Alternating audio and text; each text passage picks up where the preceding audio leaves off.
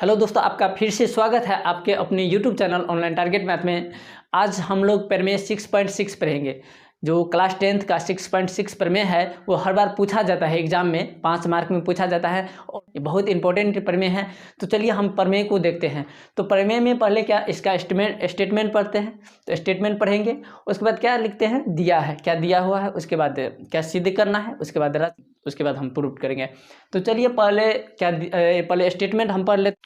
तो स्टेटमेंट है कि दो समरूप त्रिभुज के क्षेत्रफल का अनुपात उनकी संगत भुजाओं के अनुपात के वर्ग के बराबर होता है। ये जो दो समरूप त्रिभुज है तो इनका अनुपात क्या होगा, बराबर होगा, यानी कि इनका AB बटे इनका PQ और इनका BC बटे इसका QR और इसका AC बटे इसका PR, ये जो होगा ये वर्ग के बराबर होगा। तो यही आपको प्रूव्ड करना है। तो दिया हुआ क्या है, ABC त्रिभुज PQR जो समरूप है। तो हम पहले दिया है क्या है वो लिख देते हैं, और दिया है ABC त्रिभुज समरूप होगा PQR जो, तो इसका कोण भी बराबर होगा, सभी का समरूप त्रिभुज होगा तो क्या होगा, सभी का कोण बराबर होगा। और ये जो इसका भुजा का जो अनुपात होगा सभी का बराबर होगा, जैसे AB बटे PQ बटे BC बटे QR और AC बटे PR, ये सभी आपस में बराबर होगा। तो हम पहले लिख देते हैं, उसके बाद फिर से प्रूव करेंगे। तो चलिए हम लिख देते हैं, टाइम ज़्यादा नहीं लगेगा। तो चलिए हम पहले लिख दिए। दिया क्या है, ABC और PQR दो समरूप त्रिभुज है, और समरूप त्रिभुज होगा तो ये इसका B कोण Q के बराबर होगा, C कोण R के बराबर होगा और A कोण P के बराबर होगा। तो हम लिख दिए A बराबर कोण A बराबर कोण P, कोण P बराबर कोण Q और कोण C बराबर कोण R। उसके बाद यदि ये समरूप है तो और क्या होगा, इसका भुजा का जो अनुपात होगा वो बराबर होगा, यानी कि कहने का मतलब AB बटे PQ बराबर BC बटे QR और AC बटे PR, ये बराबर होगा। तो ये इतना दिया हुआ है। उसके बाद सिद्ध क्या करना है, तो ये आपको सिद्ध करना है। इससे पहले हम बता दिए थे रचना क्या करेंगे। तो रचना जब हम करेंगे, इसका रचना अभी रचना हम लिख देंगे तो आपको याद नहीं रहेगा। तो हम क्या करते हैं, रचना को अभी छोड़ देते हैं, जब रचना का जरूरत पड़ेगा हम रचना करेंगे तो अभी लिख देंगे तो आपको याद हो जाएगा, ठीक है। तो चलिए प्रमाण में, तो प्रमाण में क्या करेंगे, देखिए कि त्रिभुज का क्षेत्रफल ज्ञात करना है। तो त्रिभुज का क्षेत्रफल, तो देखिए किस त्रिभुज का, ABC त्रिभुज का क्षेत्रफल और PQR त्रिभुज का क्षेत्रफल। ABC त्रिभुज और PQR त्रिभुज लेंगे।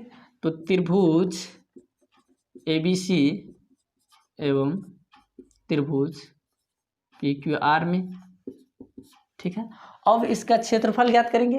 तो इसका क्षेत्रफल क्या होगा, देखिए त्रिभुज ABC का क्षेत्रफल, तो इसको इसी तरह लिखते हैं एरिया ऑफ त्रिभुज ABC।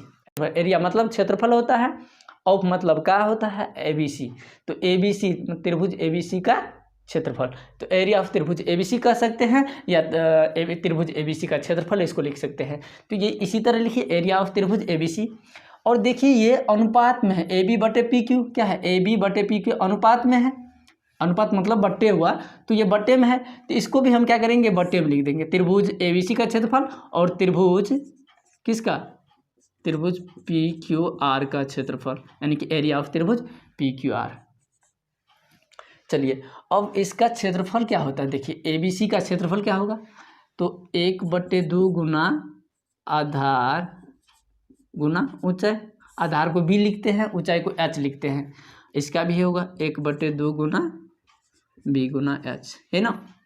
चलिए उसके बाद देखिए कि इसका, अब देखिए 1/2 गुना आधार क्या है, देखिए इसका ABC का आधार, त्रिभुज ABC का आधार क्या है, BC। ऊंचाई तो पता नहीं क्या होगा, हम ऊंचाई ज्ञात करेंगे। तो ऊंचाई क्या होगा, सीधी लंब होगा जिस पे बेस पे, तो वही होगा, तो ये आपका ऊंचाई हो जाएगा। तो इसका हम नाम दे देते हैं n, और इसका भी ऊंचाई ज्ञात करना है तो इसको भी नाम हम दे देते हैं, इसका नाम हम n दे देते हैं। तो देखिए रचना क्या, यही रचना हो गया, जो अपना मन से कुछ जोड़ते हैं त्रिभुज में तो वही रचना होता है। तो रचना हम क्या किए, AM लंब एवं PN लंब क्रमशः BC एवं QR पे लंब खींचा। तो हम लिख देते हैं एम लंब BC पर एवं PN लंब किस पे, QR पर खींचा। ठीक है, इतना लिख दिए। एम लंब किस पे, एम लंब BC पर और PN लंब QR पे खींचा। ये रचना हो गया, रचना लिख दिया। अब तो याद हो गया रचना। रचना क्यों करेंगे, क्योंकि हमको ऊंचाई चाहिए। तो ऊंचाई क्या हो जाएगा, अब देखिए एम, यहाँ से 1/2 गुना आधार गुना ऊंचाई, आधार तो BC हो गया और ऊंचाई AM हो गया। चलिए अब इस त्रिभुज में लीजिए, इसका 1/2 गुना, इसका बेस क्या होगा, यानी कि आधार क्या होगा, QR होगा और ऊंचाई क्या होगा, PN होगा। ठीक है, चलिए तो इसको आप देखिए, काटिए, देखिए 1/2 कट जाएगा, बच जाएगा आपका, यहाँ बच जाएगा, देखिए क्या, BC बच जाएगा बटे QR गुना AM, यहाँ PN, इतना बच गया। चलिए समीकरण 1, हमको तो चाहिए, यहाँ देखिए, यहाँ BC बटे QR है, यहाँ है BC बटे QR का स्क्वायर, हल स्क्वायर है। तो हम यहाँ भी AM और ये PN जो है, इसके जगह पर हमें BC QR हो जाएगा, तो BC बटे QR का हल स्क्वायर हो जाएगा, सही ना। तो AM बटे PN को हम यदि BC बटे QR कर देंगे तो हो जाएगा। तो हम चलिए हम यही चीज़ करते हैं, AM बटे PN को हम क्या करेंगे, BC और QR में लेंगे। तो कैसे होगा, तो देखिए त्रिभुज, ये त्रिभुज ले लीजिए और ये त्रिभुज ले लीजिए, यानी कि यहाँ से ये त्रिभुज, ठीक है, ये त्रिभुज और इस त्रिभुज में हम ले लेंगे। ठीक, ये त्रिभुज और ये त्रिभुज हम ले लेंगे, तो क्या होगा कि AM के बराबर हमको BC मिल जाएगा और PN के बराबर हमको QR मिल जाएगा। तो चलिए हम करते हैं, तो त्रिभुज किस में लेंगे, पुनः त्रिभुज, यहाँ से लिख देते हैं, पुनः त्रिभुज क्या, AMB एवं किस त्रिभुज, PNQ। चलिए अब देखिए कि कोण B बराबर कोण Q है, देखिए कोण B बराबर कोण Q है, नहीं है, देखिए दिया हुआ है, कोण B बराबर कोण Q दिया हुआ है, कहाँ से दिया है। उसके बाद देखिए कि कोण M बराबर कोण N होगा, कोण M बराबर कोण N कहाँ से होगा, क्योंकि प्रत्येक कोण क्या है, 90 डिग्री है। तो यहाँ लिख देते हैं प्रत्येक कोण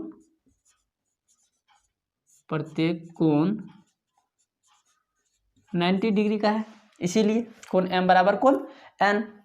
अब देखिए तो अब क्या हुआ, जब दो त्रिभुज का दो कोण यदि बराबर हो जाए तो वो त्रिभुज समरूप होता है। तो ये AMB त्रिभुज और PNQ क्या होगा, समरूप होगा। ये त्रिभुज AMB समरूप त्रिभुज क्या होगा, PNQ, कहाँ से, AA समरूपता कसौटी, यानी कि दो कोण जिसका बराबर होगा, समरूपता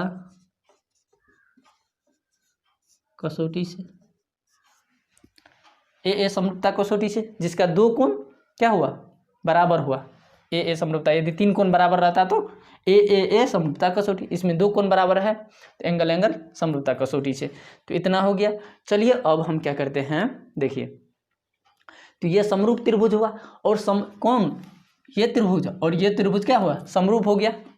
चलिए हम यहाँ से, यहाँ अब नहीं दिखाई देगा इससे नीचे। तो अब ये और ये त्रिभुज यदि समरूप त्रिभुज हो गया, इसका दो कोण बराबर है और समरूप त्रिभुज हो गया, तो क्या होगा, इसका भुजा का अनुपात जो होगा आपस में बराबर, इसका AM, इसका PN, इसका MB, इसका NQ, मतलब इसका पहला दो, इसका पहला दो के बराबर, इसका अंतिम दो, इसका अंतिम दो के बराबर, इनका फर्स्ट और लास्ट, इनका भी फर्स्ट और लास्ट के बराबर होगा। तो देखिए कि क्या होगा, AM बटे PN बराबर, MB बटे NQ AB बटे पी क्यू। नहीं समझे? देखिए ए बी बटे क्या पी क्यू, ए बी बटे पी क्यू।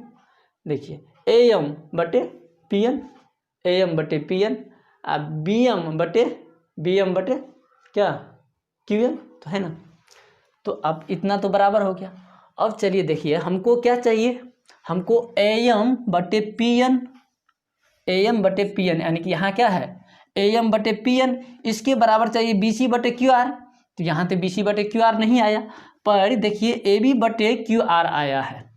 ठीक है, ए बी बटे क्यू आर आया है, और ए बी बटे क्यू आर किसके बराबर है, ए बी बटे क्यू आर किसके बराबर है, देख लीजिए बी सी बटे क्यू आर। तो हम यहाँ लिख सकते हैं पर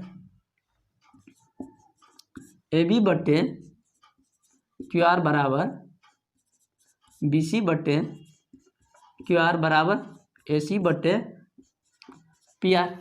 और ए बी बटे पी आर जो है, ए बी बटे पी क्यू जो है वो किसके बराबर है, यहाँ देखिए ना, ए बी बटे पी क्यू किसके बराबर है, ए एम बटे पी एन। तो यहाँ हम लिख सकते हैं ए एम बटे पी एन, यानी कि कहने का अर्थ हुआ कि ए बी बटे पी क्यू क्या है, ए एम बटे पी एन के बराबर, और ए बी बटे पी क्यू किसके बराबर है, बी सी बटे क्यू आर के।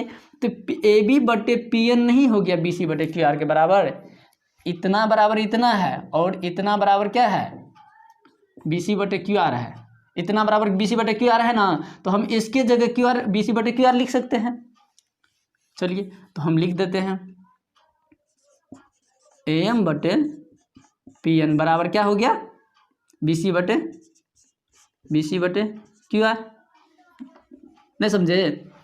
देखिए ए एन बटे पी एन जो है ए बी बटे पी क्यू के बराबर है, और ए बी बटे पी क्यू जो है बी सी बटे क्यू आर के बराबर है। तो ये डायरेक्ट नहीं होगा बी सी बटे क्यू आर के बराबर। तो चलिए ये समीकरण हम 2 लिख लेते हैं। ठीक है, चलिए समीकरण 2 लिख लिए। तो ए बी बटे पी एन की जगह हम क्या लिख सकते हैं, हम बी सी बटे क्यू आर लिख सकते हैं। तो चलिए समीकरण 1 में, समीकरण 1 यही है आपका, तो समीकरण 1 में इसका मान हम बैठा देते हैं, ए एन बटे पी एन की जगह हम क्या लिख देंगे बी सी बटे क्यू आर। तो हम यहाँ लिखते हैं समीकरण 2 का, ये 2 है, समीकरण 2 है, 2 का मान, या इसी को लिख देते हैं समीकरण 1 में। चलिए इसी तरह लिख देते हैं, बढ़िया रहेगा, समझ में आपको आएगा। समीकरण 1 में ए एम बटे पी एन बराबर बी सी बटे क्यू आर रखने पर। ठीक है, चलिए तो समीकरण 1 आपका क्या है, बी सी बटे क्यू आर गुना है ए एम बटे पी एन। तो ए एम बटे पी एन की जगह हम क्या लिखेंगे बी सी बटे क्यू आर, बी सी बटे क्यू आर। देखिए तो अब बी सी क्या हो जाएगा, बी सी स्क्वायर हो जाएगा, ये क्यू आर क्या होगा, क्यू आर स्क्वायर हो जाएगा। तो दोनों पे स्क्वायर है तो हम डायरेक्ट होल स्क्वायर इसको लिख सकते हैं, बी सी बटे क्यू आर को क्या लिख सकते हैं होल स्क्वायर। तो इसी प्रकार बी सी बटे क्यू आर आपको यहाँ मिल गया, बी सी बटे क्यू आर आपको यहाँ मिल गया, तो इसके बराबर यह है। इसी प्रकार क्या हो जाएगा ए बी बटे पी क्यू का होल स्क्वायर बराबर बी सी बटे क्यू आर के होल स्क्वायर बराबर क्या हो जाएगा ए सी बटे पी आर का होल स्क्वायर। तो यही आपका प्रूव्ड हो गया, इसी तरह से प्रूव्ड, यहाँ से डायरेक्ट ये लिख दीजिए आपका प्रूव्ड हो गया। तो चलिए यदि वीडियो अच्छा लगता समझ में आए तो चैनल को सब्सक्राइब कीजिएगा।